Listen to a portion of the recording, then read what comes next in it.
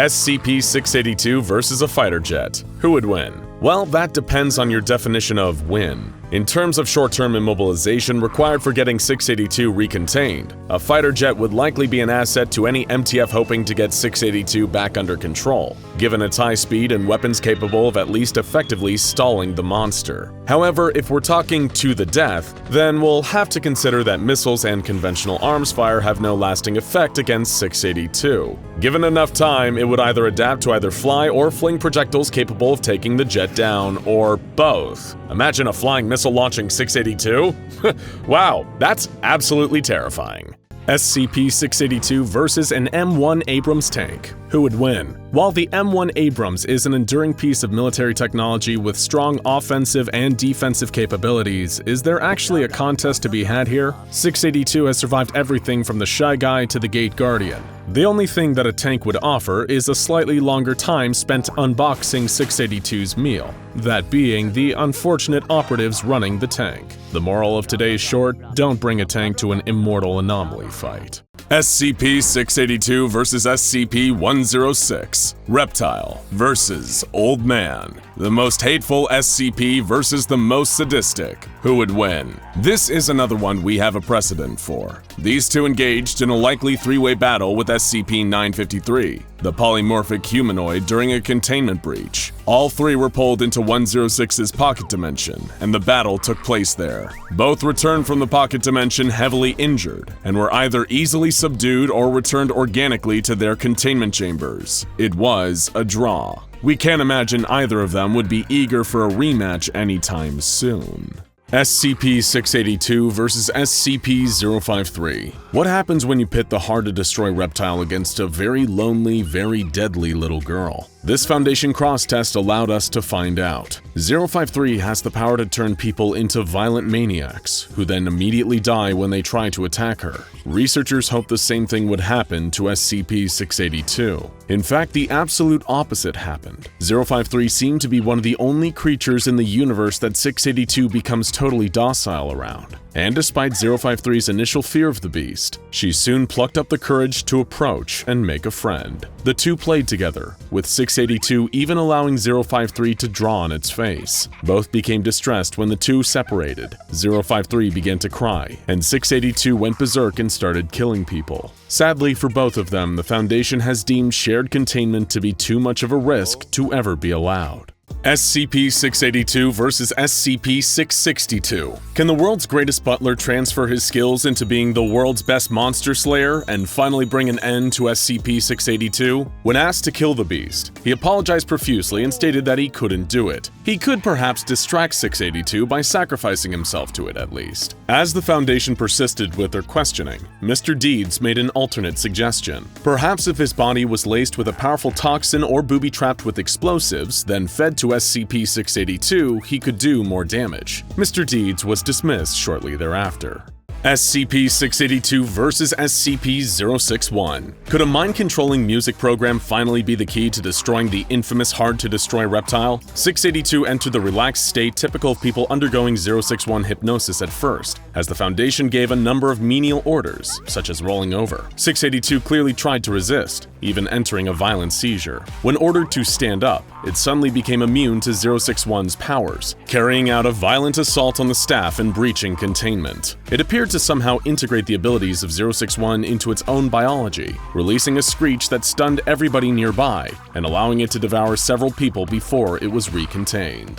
SCP-682 versus SCP-524. The hard-to-destroy reptile versus the cuddly little bunny named Walter that can eat pretty much everything. Does 682 look enough like a big angry carrot for Walter to get the job done? 682 regarded Walter with suspicion as the bunny approached it. It then began gnawing through 682's leg, causing the giant monster to bellow and flee. He chased 682 around the containment chamber for several minutes before 682 tapped out. 682 climbed up the wall of the test chamber and waited, while Walter washed his face with his paws. 524 then began chewing his way through the wall of the test chamber, at which point the experiment was aborted. Still, very good try, little buddy. SCP-682 versus SCP-513.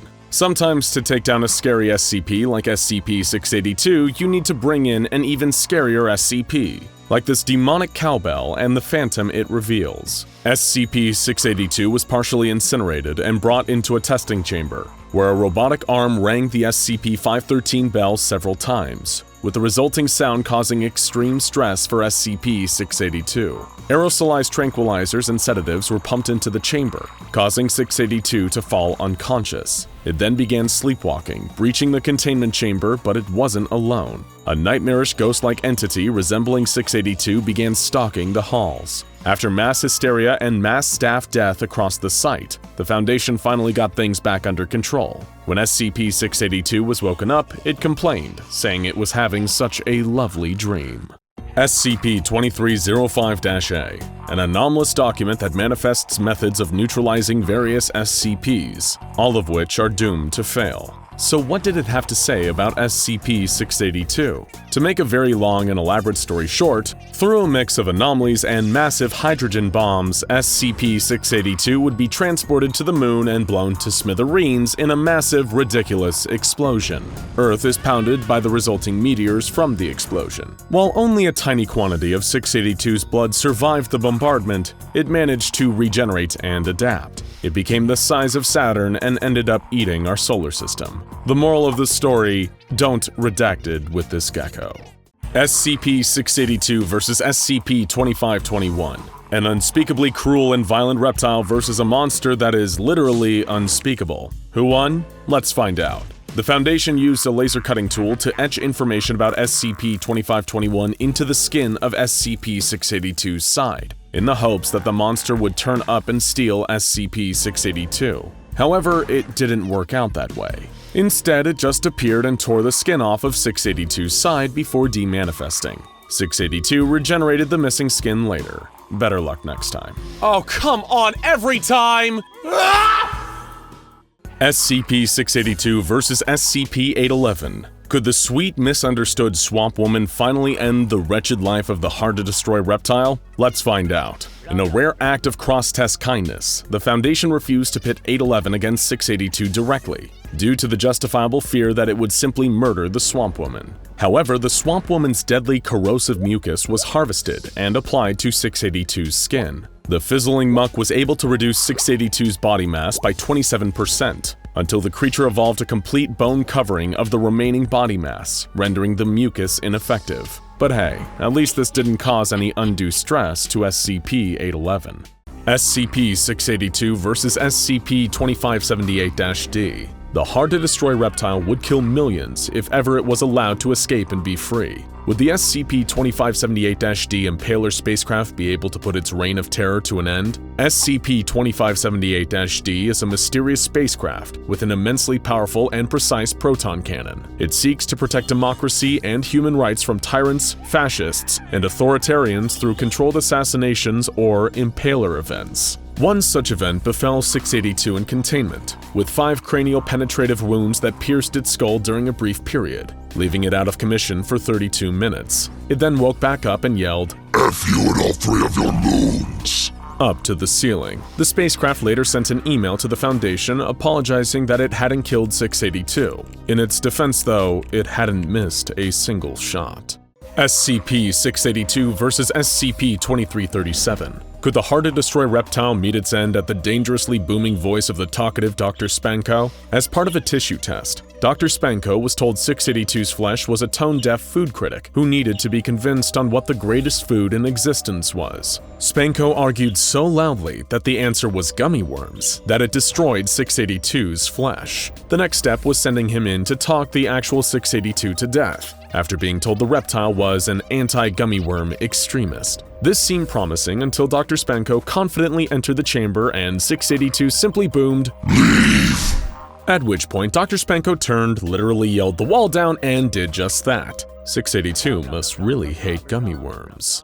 SCP-682 vs. SCP-2617. Could the IC operatives of the Winter Command finally be the ones to take down the hard-to-destroy reptile? SCP-682 was airlifted into the abandoned Russian village, where the 2617 radio tower was situated, and the Foundation fed the tower the reptile's coordinates as it began attacking the village. 2617 generated a large number of deadly ice warriors, who took on SCP-682 with both ferocity and skill, destroying 45% of its body mass through sustained attacks. It looked like they might have the lizard on the ropes, until it began putting out its own radio waves, affecting and disrupting the 2617 radio tower, as well as the researchers in attendance. The affected personnel, when later interviewed, were unable to recognize even the concept of Russia. SCP-682 versus SCP-3930. Could the patch of nothingness, the true oblivion in the heart of rural Russia, finally consign the nightmarish reptile to non-existence? Let's see.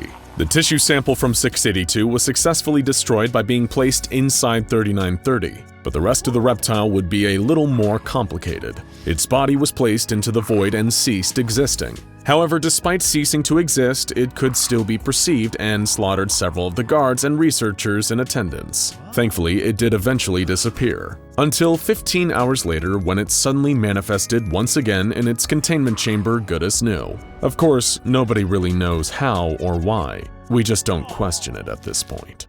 SCP-682 versus SCP-1056. Could this anomalous body-warping kitchen timer finally be the thing that shrinks SCP-682 down to size? Let's find out. The objective of the test was to see how long it would take SCP-682 to return to its normal size, after being resized by SCP-1056. However, when the creature was meant to be shrunk to a quarter of its size, it simply disappeared. It was later found causing chaos outside of Site-19, having returned to its normal size. When a mobile task force was sent to apprehend 682, it released a wave that instead massively shrunk the task force. It continued to rampage elsewhere, manipulating its size at will, until a combined group of mobile task forces were able to incapacitate it. Researchers concluded that it had not only absorbed the anomalous effects of SCP-1056, but enhanced it, leading to considerably more powerful defensive and offensive body resizing capabilities. SCP-682 versus SCP-3207. No weapon the Foundation has ever created has been able to kill SCP-682, so maybe a crazy, anomalous energy cannon created by Leonardo da Vinci and Marco Sol will get the job done. The tissue test went well, as the energy cannon was able to completely vaporize the SCP-682 flesh with a single blast. With this promising result, they went on to the full test. 3207 appeared to completely annihilate SCP-682 with a few well-aimed blasts, leading to a great deal of relief among the attending researchers, for a few hours at least. Several nasty little creatures regenerated from the scattered tissue of SCP-682. When these creatures breached containment, they fused back into SCP-682, because, of course they did. SCP-682 versus SCP-393. So many of the Foundation's plans to kill SCP-682 have failed, but maybe that's just because they never wrote it down in SCP-393, this singularly unique day planner. SCP-393 is a day planner that bonds to a nearby subject, and when they write their plans into it, they will soon develop a complete memory of having achieved those plans. Perhaps this could be used to figure out how to kill 682. A D-class was given the planner and asked to write, "Going to somehow defeat SCP-682 today." The D-class was later found comatose with a horrified expression on their face and died shortly after. A defeated note from a young research assistant on the test file reads, "It was worth a shot." SCP-682 versus an industrial-grade blender followed by strong centrifuge. Could this, the most hardcore of industrial kitchen equipment, finally take down the hard-to-destroy reptile? A 682 tissue sample was reduced into a fine slurry by the blender and then placed into the centrifuge, which slowly increased to a truly insane number of rotations per minute. And the sample exploded, severely injuring 12 members of personnel and almost killing Dr. Carlson, one of the lead researchers on the project. It turned out that SCP-682's flesh contains antimatter, hence the violent chemical reaction that transpired. Naturally, further testing of this matter was forbidden by the O5 Council to reduce the number of unnecessary explosions occurring on the site. I guess we'll never truly know the outcome on this one, huh?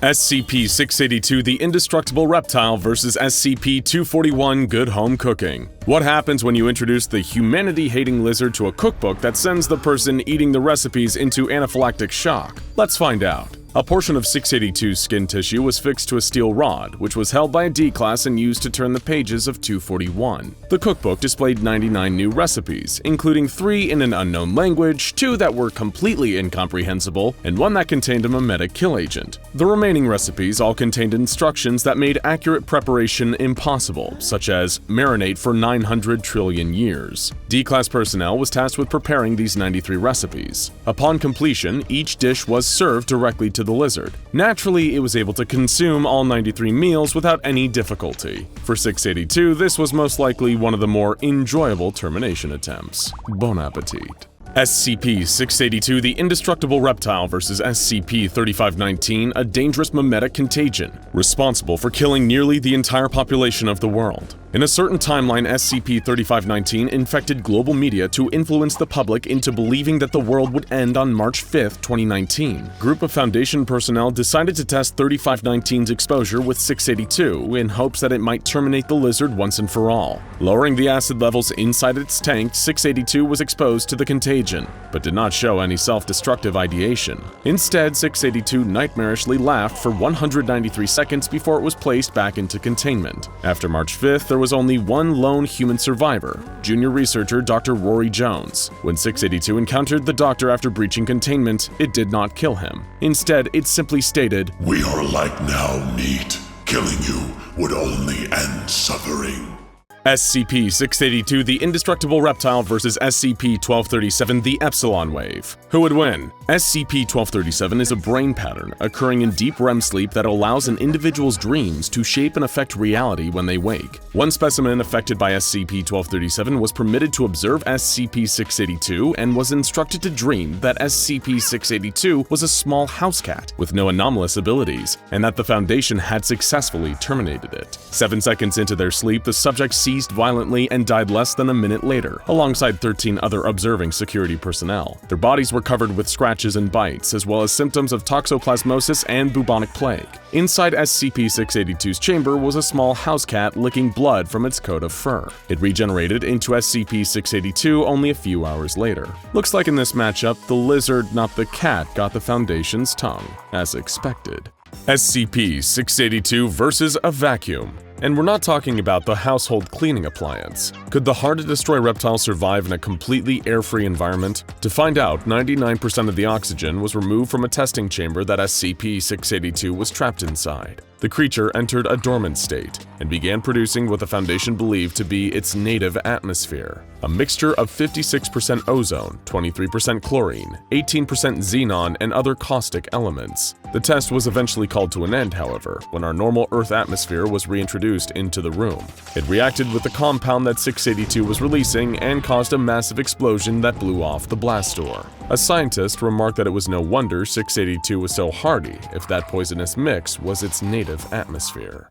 SCP-682 versus Y-909. Can the compound derived from SCP-3000, the legendary Anatashisha, be the thing that finally ends the wretched life of SCP-682? Y-909 is the key ingredient in Foundation amnestics, and the researchers discovered a curious thing when it was added to 682's tank. It caused an increase in the damage that hydrochloric acid did to the creature's body. This suggested that 682's regenerative abilities are somehow tied to its memories of previous damage taken. Some researchers proposed taking SCP-682 directly to SCP-3000 to see if the giant eel could kill 682 once and for all. However, this proposal was soundly rejected due to too many unpredictable factors, from the risk of transporting 682 to its unpredictable adaptive response to SCP-3000, such as growing to SCP-3000's insane size or stealing its amnestic abilities.